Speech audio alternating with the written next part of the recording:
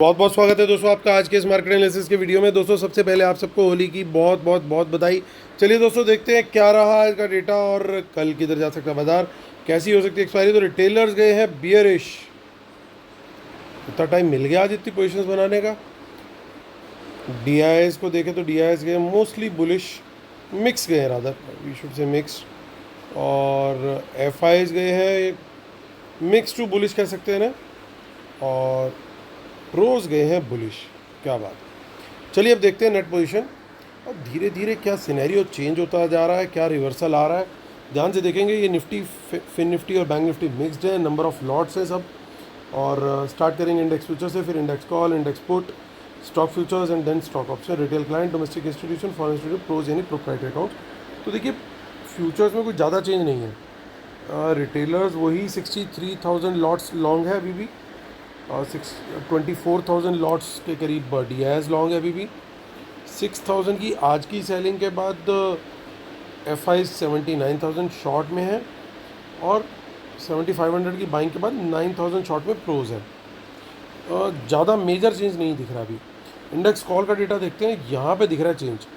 76,000 cell किया है retailer ने, यानी 1,56,000 लॉट शॉर्ट हो चुका है रिटेलर इस समय कॉल में। यानी गेम चेंज हो चुका है, अपोजिट हो गया गेम। पहले कहाँ रिटेलर लॉन्ग चल रहा था लगातार, अब लगातार सेल में चल रहा है कॉल में। एफ आईज को देखें तो 37,000 की कॉल बाय करी है, और एफ आईज इस समय 2,30,000 कॉल लॉन्ग करके बैठे हैं, और सिंगल लार्जेस्ट लॉन्ग इन्हीं के पास है। और 38,000 की बाइंग के बाद 74,000 कॉल राइटिंग रह गई है प्रोस की। इंडेक्स पुट का डेटा देखें तो हमारे बब्बर शेयर जो है आज अच्छी खासी पुट बाय करके गए हैं, और वो पुट सेलिंग जो थी उनकी 2 लाख की नेट बेसिस पे वो ख़त्म हो गई है। 14,000 पुट लॉन्ग में आ गए, यानी मतलब कितने टाइम के बाद रिटेलर पुट सेल छोड़ करके पुट बाय में आ गया। एफ को देखें तो वो भी पुट बाय कर गए, यहाँ थोड़ी सी गड़बड़ हो गई है। अगर यहाँ पे भी पुट सेल देखने को मिल जाता तो मज़ा आ जाता।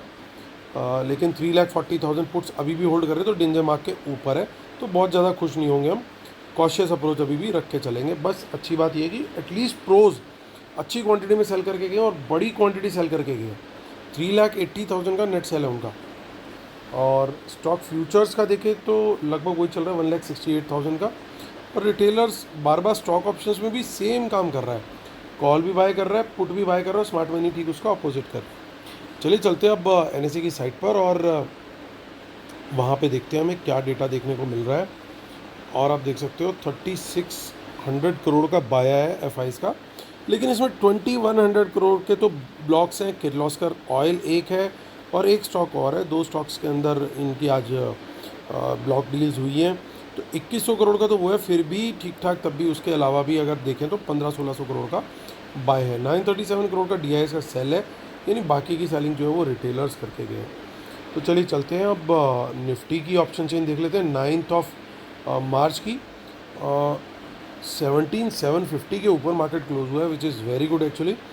और 17,800 के ऊपर क्लोज आते साथ ही एक बुल्स जो है फिर सेंस करने लगेंगे दोबारा से अपॉर्चुनिटी कि क्या वापस से नया ऑल टाइम हाई बनने वाला है क्या।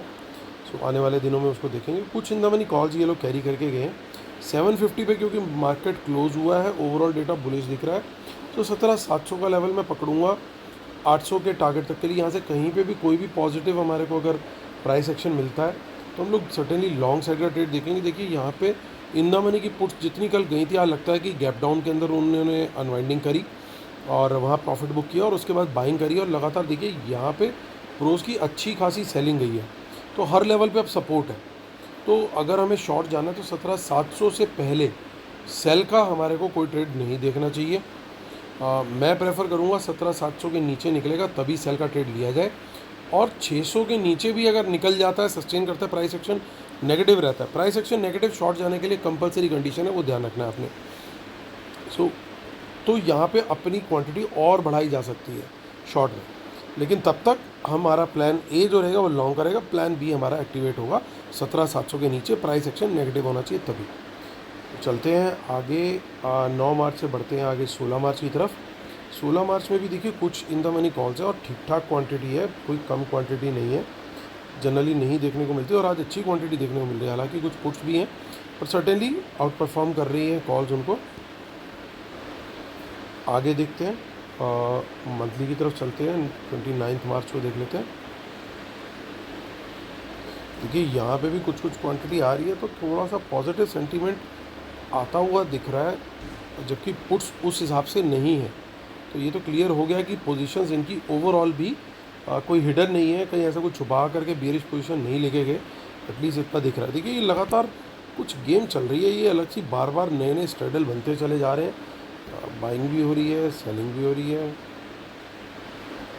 और ऐसा नहीं है कि एक पोजीशन को बाद में अनवाइंड कर देते हो। देखिए यहाँ पे भी पोजीशन है, यहाँ पे भी पोजीशन जो बनी हुई है, जो आपको पहले डिकोड करके दिखाई थी। ये इतने स्ट्रेडल कौन बना रहा है, क्यों बना रहा है, और ये नेक्स्ट वीक में क्यों बना रहा है? जनरली ये मंथली में बनते थे स्ट्रेडल, ये मंथली में बनने के बजाय ये क्या गेम चल रहा है, ये अभी थोड़ा सा देखना पड़ेगा। कोई या तो कोई नया फंड आया है ऐसा लग रहा है, जो कि यहाँ पे प्रीमियम ईट करके पैसा बनाना चाह रहा है, वो एक पॉसिबिलिटी ज़रूर हो सकती है। चलिए वापस चलते हैं और बैंक निफ्टी को देखते हैं, बैंक निफ्टी में क्या दिखाई दे रहा है। सो 41577 पे हुआ मार्केट क्लोज, अच्छी क्लोजिंग हुई है। 41,500 का एक टेक्निकल भी रेजिस्टेंस था, और देखिए कितनी कॉल जितनी बेची हुई थी इन्होंने वो अनवाइंडिंग हुई है। सो एक बड़ा बढ़िया यहाँ पे हिसाब किताब बनता हुआ दिख रहा है।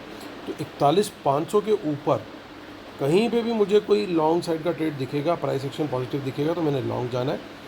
यहाँ पे बस एक गड़बड़ ये है कि थोड़ी सी पुट्स दिखाई दे रही है इन द मनी में, तो थोड़ी कॉशियस अप्रोच पकड़ के चलेंगे, क्योंकि ओवरऑल पुट्स भी काफ़ी हैं अभी भी एफ के पास, और आज भी पुट बाय करके गए हैं। सो प्लान बी को कोई हल्के में नहीं लेना है। अगर वो बनता होगा 41,500 के नीचे मार्केट जा रहा होगा और प्राइस एक्शन नेगेटिव मिल रहा होगा, तो ज़रूर हमें वहाँ पे ट्रेड लेना है। इवन बैंक निफ्टी में तो 41,600 के नीचे भी अगर प्राइस एक्शन नेगेटिव दिखता है तो वी कैन टेक, क्योंकि यहाँ पे मुझे कुछ इन द मनी पुट्स दिखाई दे रहे हैं जो कि कॉल साइड में नदारद है।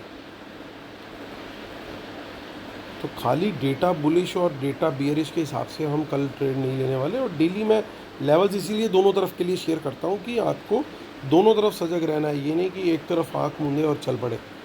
तो देखिए कॉल्स यहाँ पे नेक्स्ट वीक में दिखाई दे रही है हमें इन द मनी में, तो पोजीशन तो बनी है इनकी लॉन्ग साइड में, ये तो कंफर्म है। अब अनलेस कि वर्ल्ड मार्केट का गेम थोड़ा सा उल्टा ना पड़ जाए, तब ये भी ट्रैप हो जाएंगे और इनको भी फिर नीचे का गेम खेलना पड़ेगा। अभी फ़िलहाल जो है ओवरऑल जो डेटा इनका बना है वो बड़ा क्लियरली यही डिपिक्ट कर रहा है कि कल थोड़ा सा माहौल जो है वो अच्छा रह सकता है, पॉजिटिव रह सकता है। एटलीस्ट ओपन एक हमें अच्छा मिलना चाहिए। अगेन कंडीशन में बता रहा हूँ, वर्ल्ड मार्केट की तरफ से कोई बड़ा उलटफेर ना देखने को मिल जाए। तो फिन निफ्टी की ऑप्शन चेन थोड़ी दूर है, 18,393, 18,393 पे मार्केट क्लोज हुआ है। देखिए यहाँ पे भी इन द मनी कॉल्स बनी है, तो मेहनत करी है लड़कों ने, ऐसी बात नहीं है। सो 18,400 के ऊपर मैं लॉन्ग का ट्रेड लेना प्रेफर करूँगा, और 300 के नीचे ही शॉर्ट जाना प्रेफर करूँगा, उससे पहले नहीं, क्योंकि 300 के ऊपर अच्छी खासी राइटिंग है। इसके नीचे निकलेगा सर्टेनली नेगेटिव प्राइस एक्शन अगर देखा तो सर्टेनली यहाँ पे एक पॉजिटिव जो माफ़ कीजिएगा एक अच्छा ब्रेकडाउन देखने को मिल सकता है अगर 18,300 के नीचे निकलता है, तो ये ध्यान रखिए। चलिए दोस्तों चलते हैं शीट पर। लेवल्स आई होप आप लोगों ने नोट कर लिए होंगे, नहीं किए दोबारा वापस जा कर के प्लीज़ ध्यान से लेवल नोट कर लीजिए। ये लेवल्स वो होते हैं जो खुद स्मार्ट मनी के लिए भी मेक और ब्रेक लेवल्स होते हैं। इन लेवल्स के क्रॉस करने पे और प्राइस एक्शन उसी डायरेक्शन में जाने पे ये लोग भी फंस जाते हैं और इनको भी अपनी पोजीशन रिवर्स करनी पड़ती है। दैट इज़ हाउ रिवर्सल्स कम। इस चीज़ को जितनी जल्दी समझेंगे उतना ज़्यादा मार्केट के अंदर आपका बेनिफिट होने वाला है। चलिए दोस्तों डिस्क्लेमर रूल जरूर पढ़ लीजिएगा, इसके बिना हम अपने सेटअप को कंप्लीट नहीं मानते हैं। वेबिनार हमारी most likely second Sunday of April को होने वाली है, जो कि शायद 8th को है या जो भी डेट है, तो वो उस डेट को होने वाली है। और जो ये इसके बाद वापस से फ़ीस हमारी इंक्रीज़ हो जाएगी because of GST and all. तो ये लास्ट बैच है ऑन दिस फीस। तो जिन लोगों ने ज्वाइन करना है प्लीज़ मुझे मेल कीजिए amitamijawan@gmail.com पे। प्लस उनको साथ में 2 महीने का लाइव एनालिसिस तो मिलेगा ही, और 2 महीने कब से, वेबिनार की डेट से। और वेबिनार होगी कब, 8 अप्रैल के आसपास। तो आज से लेकर के 1 महीना वो प्लस 2 महीने, यानी 3 महीने का लाइव एनालिसिस मिलने वाला है अगर आप वेबिनार के लिए एनरोल होते हैं, वो भी इट्स लास्ट लो प्राइस। तो चलिए अब देखते हैं, वापस आते हैं। देखिए कुछ शॉर्ट्स करके गए क्रिएट, ये थोड़ा सा नेगेटिव है, इग्नोर नहीं करेंगे इसको हम। कॉल अच्छी क्वांटिटी में बाय करी है, इसको भी इग्नोर नहीं करेंगे हम। पुट अभी भी ये लोग होल्ड कर रहे हैं, इसको भी इग्नोर नहीं करेंगे हम। और स्टॉक फ्यूचर भी ठीक ठाक होल्ड कर रहे हैं। अब देखिए यहाँ पे थोड़ी पोजीशन दिख रही है इनकी मिक्स। दोनों तरफ इनकी पोजीशन बनी हुई है इस तरीके से कि अगर इनको माहौल मिले तेज़ी का तो तेज़ी की तरफ भाग लेंगे, और माहौल मिला मंदी का तो मंदी की तरफ भाग लेंगे। दोनों तरफ पोजीशन बना रखी है, इसलिए बार बार बोल रहा हूँ दोस्तों, लेवल्स का ध्यान रखना है। लेवल नीचे की तरफ ट्रिगर हो रहे हैं, प्राइस एक्शन नीचे का मिल रहा है तो नीचे का ट्रेड पकड़ेंगे हम लोग, पुट बाय करेंगे, और अगर ऊपर का ट्रिगर हो रहा है तो फिर हम लोग कॉल का ट्रेड लेंगे। तो इस चीज़ को बार बार बोल रहा हूँ, ध्यान रखिएगा। दूसरी चीज़ मुझे लग रहा है कल थोड़ा सा चॉपीनेस भी बाजार में हो सकती है। उसका कारण क्या है? उसका कारण बड़ा स्पष्ट है। अभी भी प्रोज की कुछ कॉल राइटिंग भी है और पुट राइटिंग काफ़ी ज़बरदस्त है। तो अगर वर्ल्ड मार्केट की वजह से कोई फॉल आता भी है ना, तो एक सपोर्ट ज़रूर मिलेगी, एक फ्री फॉल नहीं देखना चाहिए। प्रोज ज़रूर कहीं ना कहीं सपोर्ट देने की कोशिश करेंगे बाज़ार को। उसके बाद हो सकता है, एक बार फॉल के बाद हो सकता है अगर गिर जाए तो फिर वो साइडवेज चला जाए, उसके बाद भले ही वो 1 घंटा 1.5 घंटा 2 घंटे बाद फिर नीचे निकल जाए, क्योंकि तब तक ये लोग अपनी पोजीशन को रिवर्स कर लेते हैं, दोबारा बना लेते हैं। तो लेवल्स के हिसाब से हम लोग ट्रेड करेंगे। लेकिन अभी 1-2 पॉइंट और बड़े ध्यान से देखने वाले हैं कि रिटेलर अभी आ गया कॉल राइटिंग में। तो यानी रिटेलर को नुकसान अच्छा खासा होगा अगर मार्केट ऊपर की तरफ जाएगा, और पुट भी बाय में आ गया। और जनरली ऐसा देखा गया है कि अगर मार्केट अभी इस तरह के डेटा के बाद अगर अगले दिन पॉजिटिव रहती है तो रिटेलर इस पोजीशन के अंदर एडिशन कंटिन्यू करता है, ऐसा जनरली डेटा के अंदर देखा है। तो फिर उस सिचुएशन में क्या होगा, मार्केट और अच्छा एक अप मूव लेगा। लेकिन मुझे लग रहा है कि आज मार्केट ने जिस तरीके से एक बार गैप डाउन खुलने के बाद फिर लगभग एक अप ट्रेंड ही कंटिन्यू किया पूरा दिन, तो कल क्या पूरा दिन ही अप ट्रेंड कंटिन्यू रहेगा कहना थोड़ा सा मुश्किल है। जनरली एक ट्रेंडिंग डे के बाद मार्केट थोड़ा सा साइडवेज जाती है, और कल एक्सपायरी है तो पूरा मौका मिलेगा इन लोगों को बाज़ार को साइडवेज रखने में। और अगर लगे कि बाज़ार बहुत ज़्यादा साइडवेज है तो कल वैसी एक्सपायरी है, कल थोड़ा सा ब्रेक ले लेना सेफ ट्रेडर्स, क्योंकि उसमें और कुछ नहीं होगा, सेल हंटिंग होगी, दोनों तरफ स्टॉप लॉस हंट करेंगे और समझ में कुछ नहीं आएगा बाज़ार ने जाना किधर है। अल्टीमेट इनका एम होगा कि आपका या तो एसएल खाएं या फिर प्रीमियम टाइम डेके की वजह से ईट करें। तो हम लोग करने वाले ट्रेड सिंपल जो लेवल शेयर किया उसके हिसाब से। चलिए दोस्तों, इससे करता हूँ वीडियो ख़त्म। उम्मीद करता हूँ आप लोगों को मेरे वीडियोस पसंद आ रहे होंगे। प्लीज़ लाइक का बटन जरूर दबाएगा, जिन्होंने सब्सक्राइब नहीं किया अभी तक वो सब्सक्राइब भी जरूर कीजिएगा। और दोस्तों, once again wish you all a very very very happy Holi.